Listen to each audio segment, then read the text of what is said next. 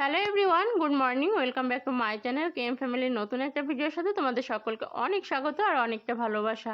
সকালবেলা অন্যান্য কাজকর্ম আজকে কমপ্লিট আর এখন চলে এসেছি ব্রেকফাস্ট বানাতে। তোমার দাদাভাই গতকাল বলেছিল যে ওদিন আর পরদিনের কর্নফ্লেক্স খাবে না, রুটি খাবে।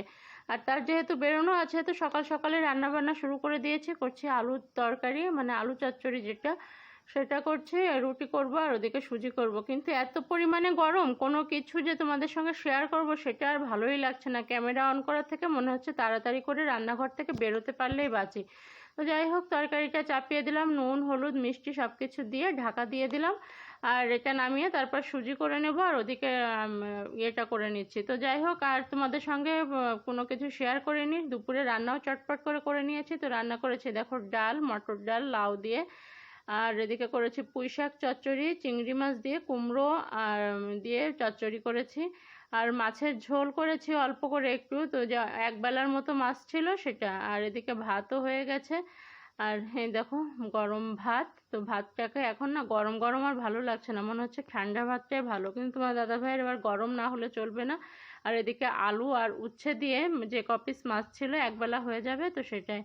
তো এখন হলো বিকালবেলা, তো নিয়ে এসেছে মেয়ে আইসক্রিম। রেগুলার মনে হচ্ছে আইসক্রিমই খাই শুধু। তো আইসক্রিম নিয়ে এসেছে, নিয়ে এবার আমরা তিনজনে মিলে যাব ছাদে। বেশ বাতাস আছে জানো তো। আর এই আইসক্রিমটা না ভীষণ লোভনীয়, আমার তো ভীষণ ভালো লাগে এই আইসক্রিমগুলো। তো এই যে, আর ডিম শেষ হয়ে গেছিলো তো ডিমটাও নিয়ে এসেছে। এখন কিন্তু সন্ধ্যাবেলা, আর ছাদ থেকে নেমে এসে সন্ধ্যা টন্ধা লাগিয়ে তারপর এখন আসলাম এগুলোকে তুলতে। আর ডিমগুলো দেখতে পাচ্ছ ভীষণ নোংরা। আর ডিমের না আর কি চারটে ডিম মতো ডিম দেখলাম ফাটা। তো ভাবলাম ওই পাঠিয়ে দিই। তো সন্ধ্যা লেগে গেছে বলে আর ওই টাইমে আর ইয়ে করিনি, মেয়েকে দিয়ে আর পাঠাইনি। তো এখন এগুলোকে একটুখানি ভিজিয়ে রাখবো, ভিজিয়ে রেখে তারপর ধুতে হবে। ভিজিয়ে না রাখলে না হবে না। গায়ের যে নোংরাগুলো এগুলো শুকিয়ে গেছে, আর কচলে কচলে ধুতে গেলে কেমন ঘেন্না লাগে, সেজন্য আগে ভিজিয়ে রাখি। ভিজিয়ে রেখে তারপর ভালো করে ধুয়ে তারপর ফ্রিজে তুলি। আর এখন এই যে দেখো সমস্ত বাসন কোসন ইয়ে করতে হবে। মানে সন্ধ্যার সময় না আমার যেন একটা আলাদা লেভেলের এনার্জি আসছে। মানে রোদে দুপুরে কোনো কাজ করতে পারছি না। ওই যেটুকু না করলে নয় সেটুকুই করছি, আর সন্ধ্যার সময় সব বাকি কাজগুলো করছি। তো এই যে এখন বললাম না, ওই যে সন্ধ্যায় আলাদা লেভেলের এনার্জি পাচ্ছি, তো সেজন্য ঘরদোর সব পরিষ্কার টরিষ্কার করে এখন ঘরদোরও মুছে রাখছি। আর আগামীকাল আবার ইয়ে আছে, আমার কাকি শাশুড়ির বাড়িতে পুজো আছে, তো সেখানেও যেতে হবে। তো সেজন্য সকাল সকাল যাতে কাজ কমপ্লিট করতে পারি সেজন্য এখন সব কিছু গুছিয়ে রাখলাম। সব কাজ কমপ্লিট করে গাটা ধুয়ে এসে দেখো এখন গড়াগড়ি খাচ্ছে। গাটা না মুছিও নি, মানে স্নান করে এসে ওই অবস্থায় একটা নাইটি পরে নিই, তো আর কি যাতে বেশ ঠান্ডা ঠান্ডা লাগে। তো এই তো সারাটা দিন যার জন্য অপেক্ষা করছিলাম, বহু প্রতীক্ষিত জিনিস আমার। এটা আসার কথা ছিল 16 তারিখের মধ্যে, কিন্তু সেটা তো আসেইনি। আসতে আসতে সেটা কিনা 21 তারিখ হয়ে গেল। তো যাই হোক, টাইটেল থাম্বনেল দেখে তো বুঝেই গেছো যে এটা আমার বহু প্রতীক্ষিত দই মেকার আর কি। রান্নাঘরের এমনি অন্যান্য জিনিসের থেকে রান্নাঘরের কোনো জিনিস কিনলে না আমার সেটা যেন বেশি আনন্দ লাগে। যে এটা হলো সেই দই মেকার। অর্ডার দিয়েছিলাম, অনেক দিন পরে আসলো। তো যাই হোক, তবে জিনিসটা কেমন সেটা চলো তোমাদের সঙ্গে শেয়ার করি। আর দইটা পাততে হতো রেগুলারই, তো দই পাতি এখন। টক দইটা রেগুলারই, টক দই বলতে একটু চিনি দিয়ে দিয়ে, একদম পুরো টক দই খেতে পারে না তোমার দাদাভাই। তো সেজন্য আর জিনিসটা দেখতে কিন্তু ভীষণ কিউট। আর এটা দুটো কালার অপশান ছিল, গ্রিন আর ইয়ে পিঙ্ক। তো আমি গ্রিনটা নিলাম না, পিঙ্কটাই দিয়েছিলাম।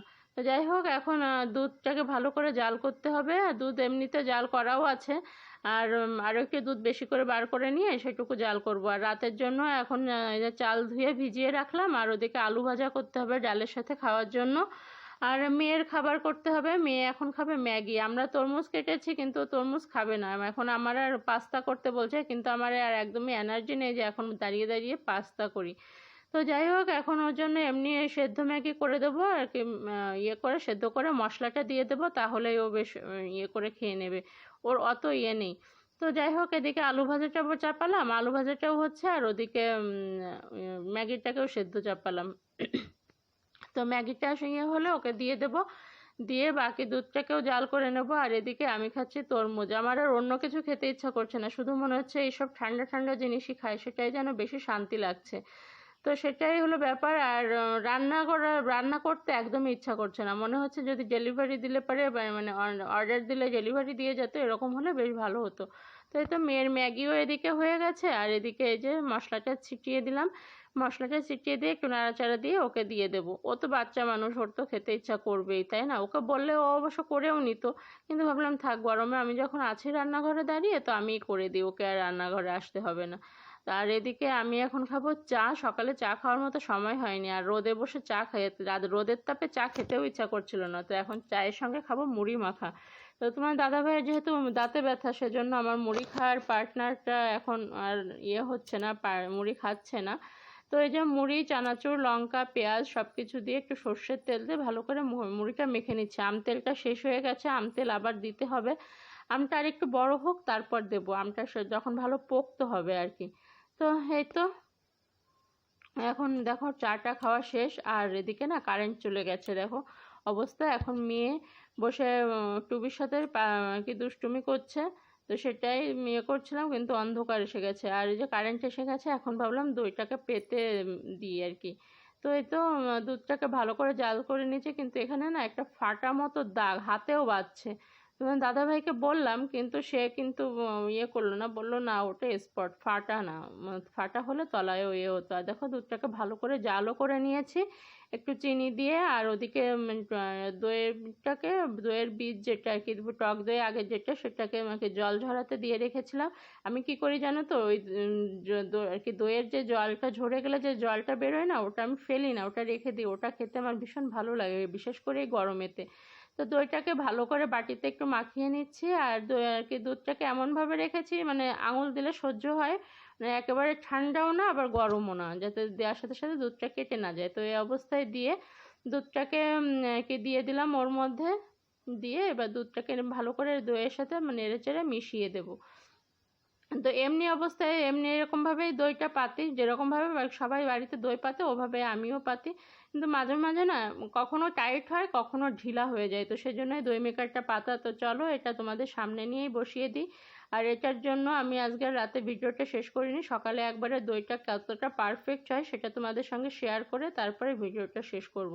তো এই যে উপরে একটা পাতলা একটা ঢাকনা আছে, এটাকে দিয়ে দিয়ে উপরের ঢাকনাটা দিয়ে একদম কি তারটা দিয়ে বসিয়ে রেখে দিয়েছিলাম, সুইচটা অন করে রেখে দিয়েছিলাম, সারা রাত এটা রেখেছিলাম। আর এই যে এখন সকালবেলা, তো দেখো তোমাদের সাথে নিয়েই দইটা খুলছি। তো দেখো একদম পারফেক্ট একটা দই হয়েছে, দেখো এই যে তুলে নিলাম। তো এই তো একদম সুন্দর পারফেক্ট বসে গেছে, একদম কোনো নড়নচড়ন, বেশ টাইট একটা দই হয়েছে।